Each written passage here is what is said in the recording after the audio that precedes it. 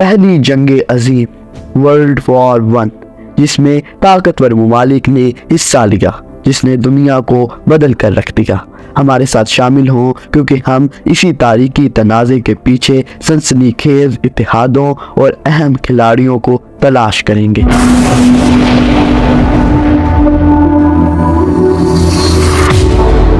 یہ 20ویں صدی کا آغاز ہے اور یورپ میں تناؤ بڑھ رہا ہے۔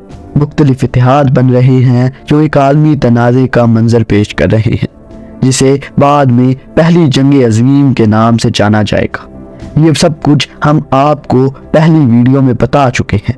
یہ اس ویڈیو کا دوسرا پارٹ ہے۔ اگر آپ نے پہلا پارٹ نہیں دیکھا تو پہلے جا کر وہ دیکھ لیجئے۔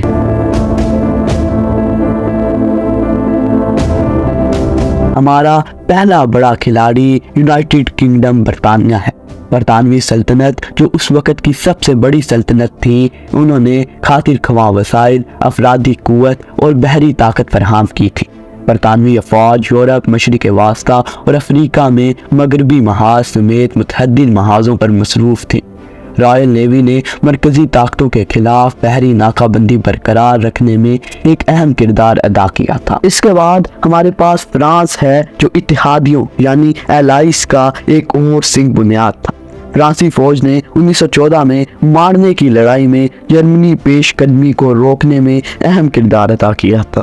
ورڈن اور سومے جیسی لڑائیوں میں بھاری نقصان کے باوجود اتحادیوں کی مجموعی کوششوں کو برقرار رکھنے کے لیے فرانس کی صنعت اور وسائل بہت اہم تھے۔ روس جو ابتدائی طور پر پہلی عالمی جنگ کا ایک اہم کھلاڑی تھا، 1917 میں روسی انقلاب کی وجہ سے جنگ سے دستبردار ہو گیا۔ انقلاب بالشویکیوں کے عروج کا باعث بنا اور 1918 میں بریسٹ لیوڈوسک معاہدے پر دستخط کیے، جس کے نتیجے میں روس اس جنگ عظیم سے نکل گیا۔ اٹلی کا رخ کریں تو اس نے ابتدائی طور پر 1915 میں مرکزی طاقتوں میں شمولیت اختیار کی، لیکن بعد میں اس نے اپنی فوج کو سینٹرل پاور سے لڑنے کے لیے نہیں بھیجا۔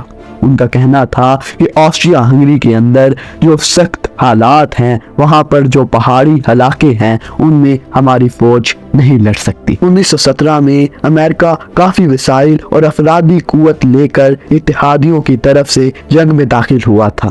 جنرل جان جے کی قیادت میں امریکن ایکسپیڈیٹری فورس نے مغربی محاذ پر آخری کارروائیوں میں ایک اہم کردار ادا کیا تھا۔ بیلجیم، سربیا اور دیگر ممالک نے بھی نمایاں تعاون کیا تھا۔ بیلجیم کی مزاحمت اتحادیوں کے عزم کی علامت تھی، جبکہ سربیا نے آسٹریا اور بلغاریہ کی افواج کو اپنے ممالک کے اندر داخل ہونے سے روکا تھا۔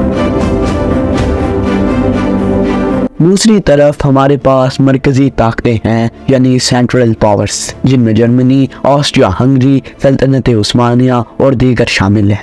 اس اتحاد نے اپنا اثر و رسوخ بڑھانے اور اپنے مفادات کے تحفظ کی پوری کوشش کی تھی۔ سب سے پہلے ہمارے پاس جرمنی ہے جو مرکزی طاقتوں کا ایک اہم کھلاڑی تھا۔ اس کی سربراہی کثیر ولیم سیکنڈ کر رہے تھے، جس نے جرمنی کو ایک عالمی طاقت کے طور پر تصور کیا تھا۔ جرمن سلطنت نے اپنے مضبوط فوجی اور صنعتی صلاحیتوں کے ساتھ تشکیل دینے میں ایک اہم کردار ادا کیا تھا۔ پہلی جنگ عظیم کے دوران ان کی جارحانہ پالیسی اور اتحادوں نے یورپ میں کشیدگی کو بڑھانے میں اہم کردار ادا کیا تھا۔ اس کے بعد ہمارے پاس آسٹریا ہنگری ہے، ایک دوہری بادشاہت جس کی قیادت شہنشاہ فرانس جوزف کر رہے تھے۔ آسٹریا ہنگری کی سلطنت کو اس کے متنوع نسلی ڈھانچے کی وجہ سے اندرونی کشمکش کا سامنا کرنا پڑ رہا تھا۔ سرائیوو میں آرچ ڈیوک فرانس کے قتل نے ایک سلسلہ وار رد عمل کو جنم دیا جو بالآخر اس وباؤ کا باعث بنا۔ آسٹریا ہنگری نے بلکان میں اپنا تسلط قائم کرنے اور خطے میں اپنے مفادات کا تحفظ کرنے کی کوشش کی تھی۔ سلطان محمد پانچ جب سلطنت عثمانیہ کے سلطان تھے تو سلطنت عثمانیہ مرکزی طاقتوں کا حصہ تھی۔ عثمانیوں کو اپنی سلطنت کے اندر مشکلات کا سامنا تھا کیونکہ اس میں مختلف نسل پس منظر کے لوگ تھے۔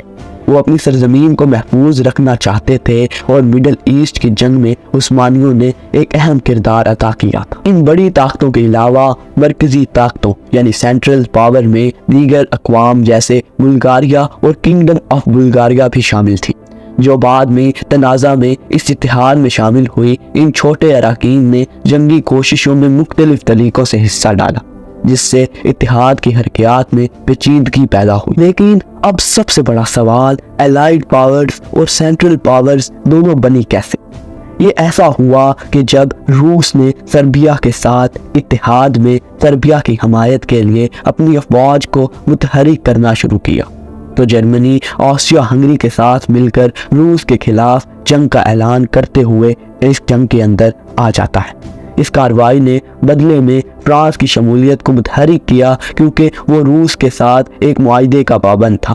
صورتحال اس وقت مزید بڑھ گئی جب جرمنی نے بیلجیم پر حملہ کیا، جو پہلے ہی ایک غیر جانبدار ملک تھا، جس نے برطانیہ کو جنگ میں داخل ہونے پر مجبور کر دیا۔ چند ہفتوں میں جو ابتدا میں ایک مقامی تنازع تھا، بڑے پیمانے پر پورے یورپ میں پھیل جاتا ہے۔ تو یہ تھی سینٹرل پاورز اور الائیڈ پاورز کی کہانی۔ ہم ورلڈ وار 1 کی سیریز کو کنٹینیو کریں گے اور اس کے آنے والے پارٹس آپ کو ہمارے چینل پر مل جائیں گے۔